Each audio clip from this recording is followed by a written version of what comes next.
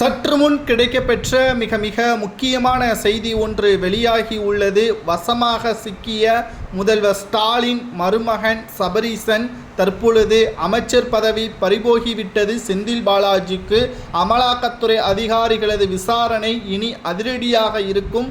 குறிப்பாக செந்தில் பாலாஜி வசமாக சிக்குவதை விட அவரிடம் இருக்கக்கூடிய ஆவணங்களும் சபரீசன் அவர்களிடம் இருந்து கைப்பற்றப்பட்ட ஆவணங்களும் தற்பொழுது ஒத்துப்போகின்றது. அதாவது செந்தில் பாலாஜி அவர்கள் கைது செய்யப்பட்டது என்னமோ அதிமுகவின் ஆட்சியின் பொழுது வேலை வாங்கி தருவதாக கூறி பண மோசடி செய்த வழக்குதான். ஆனால் அந்த வழக்கின் போதுதான் செந்தில் பாலாஜி அவர்களது வீட்டில் சுமார் 6 முறை அமலாக்கத்துறை அதிகாரிகள் சோதனைகளை நடத்தினார்கள்.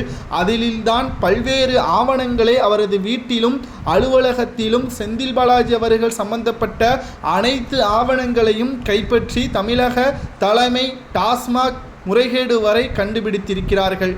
இதில் எப்படி செந்தில் பாலாஜி அவர்கள் மட்டுமல்ல சபரீசனும் தொடர்புபடுத்தி வருகிறார் என்பது உங்களுக்கு கேள்வியாக எழலாம்.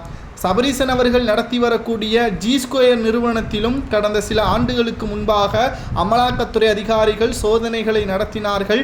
அப்பொழுது சில ஆவணங்களும் கைப்பற்றப்பட்டது. அப்பொழுதே சபரீசன் கைது செய்யப்பட்டிருக்க வேண்டும். ஆனால் முதல்வர் ஸ்டாலின் அவர்கள் டெல்லிக்கு சென்று யார் காலில் விழுந்தார் என்பதையும் நாம் வீடியோவாகவே போட்டிருப்போம். தற்பொழுது அதற்காகத்தான் சபரீசன் அவர்கள் தற்பொழுது சுதந்திரமாக இருக்கிறார். ஆனால் இது முற்றிலுமாக ஒட்டுமொத்த கதையை முடிப்பதற்காக அமலாக்கத்துறை அதிகாரிகள் விட்டு வைத்த கலைதான் என்றே கூறலாம். தற்பொழுது அசோக்குமார் அவர்களிடம் இருந்து கைப்பற்றப்பட்ட ஆவணங்களும் செந்தில் பாலாஜி அவர்களிடம் இருந்து கைப்பற்றப்பட்ட ஆவணங்களும் ஜி2 நிறுவனம் எந்த நிறுவனம் என்றால் நிலங்களை வாங்கி விற்கக்கூடிய நிறுவனங்கள். அதில் பல்வேறு நபர்களுக்கு செந்தில் பாலாஜி அவர்கள் மூலமாக நிலங்களை வாங்கியுள்ளதாகவும் விற்றுள்ளதாகவும் கணக்கு காட்டப்பட்டுள்ளது.